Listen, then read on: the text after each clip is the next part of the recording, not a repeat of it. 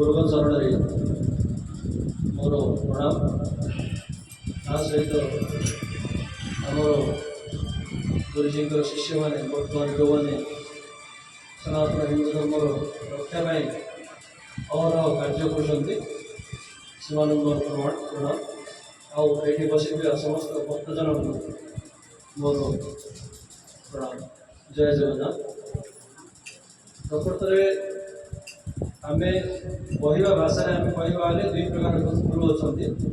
गोटे शिक्षा गुरु और गोटे आध्यात्मिक गुरु। पूर्वे जमी गुरुकुल गुड़ाक आमर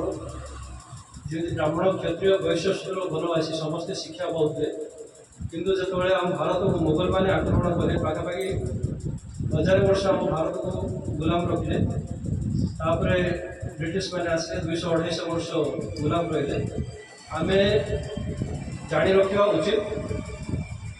ब्राह्मण क्षत्रिय वैश्य शूद्र वनवासी 5 जन कर्म हिसाब से विभाजित कराता यही छोट बड़ नथिले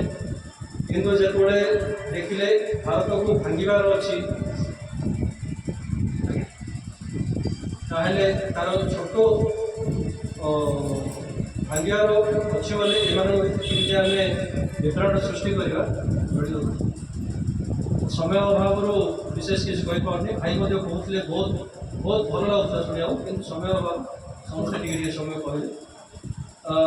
आमको विभाजित करते ब्रिटिश मैंने जो मैकले भारत को आसे से देखिले भारत